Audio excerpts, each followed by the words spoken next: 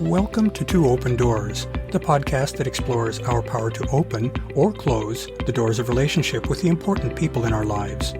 We hope you'll learn from and share your wisdom with our community. Thanks for joining us.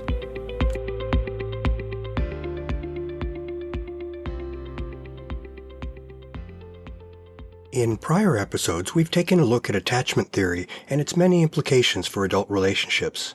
We've seen that personal attachment style is a strong factor in determining our predispositions as to how we interact with others, as well as in how we see ourselves. There's far more to be said about attachment, though, starting with how that term is defined. In this episode, we'll consider another perspective on attachment, one that is a central theme in several Eastern belief systems such as Buddhism. As a brief refresher, recall that attachment theory describes how we learn to relate and interact with others, and how we come to view ourselves through our interactions with our primary caregiver, usually our mother, in very early childhood. Those interactions come to shape our expectations of others, such as whether we see people as generally friendly and interesting, or as threatening and fear-inducing. Our early interactions also shape our self-image, such as whether we see ourselves as worthy of love and attention, or worthless and likely to be spurned by others. Of course, these are extremes. We know that such internalized attitudes and expectations exist on a spectrum of varying degrees. 4 distinct attachment styles have been identified: secure, anxious, avoidant, and fearful avoidant or disorganized. Those with an anxious attachment style tend to fret a lot about the security of their important relationships, often resulting in a tendency to cling to partners and seek reassurance. Avoidant individuals have difficulty in trusting partners to be supportive and available, and they thus have difficulty in integrating partners into their lives. The fearful avoidance style combines anxious and avoidant traits, often manifested through oscillation between anxious and avoidant behaviors. Individuals with that style crave relationship while also fearing and distrusting connection with others. Finally, secure individuals are able to trust and be open to love and connection with others, providing them with an ability to depend on partners without compromising their own identity. While attachment theory might be seen as either simplistic or self-evident, depending on one's perspective, it offers a lot of explanatory power in trying to understand human social behavior. Any theory is an approximation and a model. One needs to understand the likely limitations of each model. While attachment theory has just a few basic tenets and assumptions, it has proven very fruitful in the study of relationships. In Buddhism, attachment is something of a dirty word. The Buddhist word for attachment means clinging onto or grasping.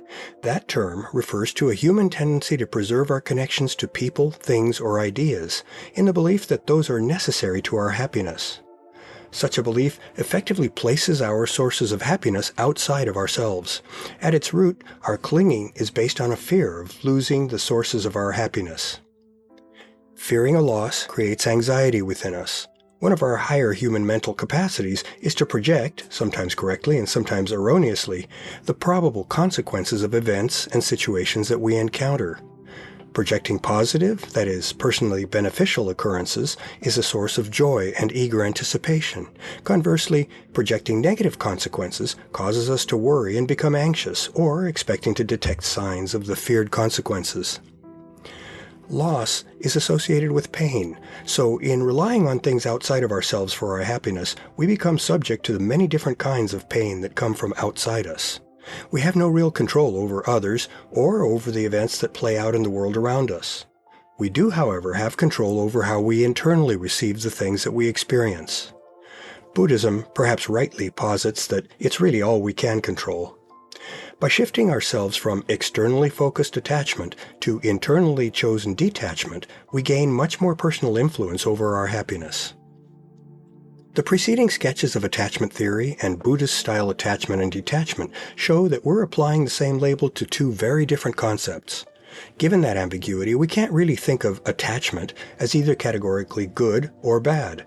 Thus, I would disagree with a categorical statement that one should avoid attachment, just as I would not agree that detachment is an ideal to strive for.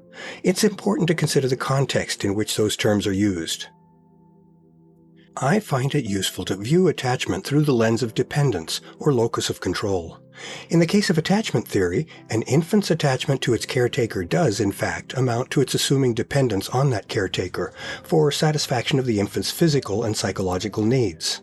An infant has no meaningful capacity to satisfy its own needs. It certainly is unable to make a conscious and informed choice to assume responsibility for satisfying its own needs.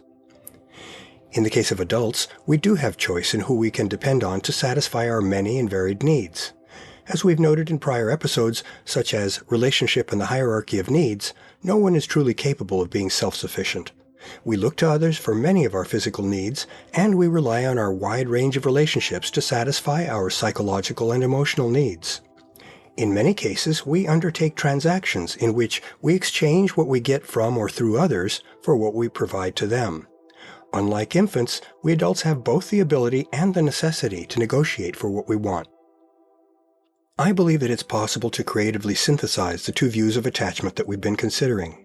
In doing this, I make the assumption that, as adults, we're each ultimately responsible for satisfying our own needs. This constitutes personal responsibility. I also assume that, as interdependent human beings, we must all decide which of our needs to outsource to others. Because we adults are free agents who focus most of our energy on filling our own needs, it seems wise to retain personal control over satisfying our core needs. Others are busy focusing on their own needs, and even if some others were willing to take care of us, like when we were infants, that would be an unfair imposition on them. It would also make us dependent on them, potentially leaving us fearful of what could happen if that externally provided care were interrupted. There are, however, some needs that we cannot satisfy for ourselves, things such as companionship, partnered sex, and feelings of affection and caring from another person. We negotiate relationships of different sorts to fill those needs. Just as in providing for our physical needs, it would be unfair for us to receive the benefits of relationship from our partners without providing them with some of what they need. There are, of course, people who are takers, just as there are givers. However, any relationship in which an unfair amount of benefit flows in one direction will be unhealthy and unfair to at least one of the partners. That's the case for codependent relationships, in which one partner benefits at the expense of the other. We humans have a neurological system which functions to promote bonding between intimate partners. That system undoubtedly has evolutionary roots tied to procreation, but it also creates the bonds that are needed for wider life partnership. This reality strongly suggests that healthy attachment, in the sense of deep emotional bonding, has an important role in deep human connections. When physiological or psychological attachment occurs between intimate partners, their lives become deeply intertwined and interdependent. An us arises between them, and both partners become committed to nurturing that joint entity. Some people might find the thought of such a reduction of personal independence to be concerning and undesirable. However, such a union also provides the bonded couple with opportunities to know and connect with one another to a degree that probably isn't possible without attachment and its attendant mutual commitment or investment in their relationship. As the insightful psychotherapist John Welwood has noted, personal evolution is a process that entails an artful balancing of opposing poles. Attachment and commitment versus independence and freedom. Focus on self versus focus on others. Opening and receiving versus closing and defending, etc. Healthy attachment plays an essential role in the development of satisfying and meaningful deep human connections. To learn more about Two Open Doors and to engage with our community, I'd like to invite you to visit the Two Open Doors private Facebook group for posts and discussion, and the Two Open Doors meetup group for events. I also invite you to contact me directly by writing to me at Claude, CLAUDE, at twoopendoors.com. I'd love to hear from you, and I'll use your inputs to guide my work on future blog posts and podcast episodes. Thanks for visiting Two Open Doors.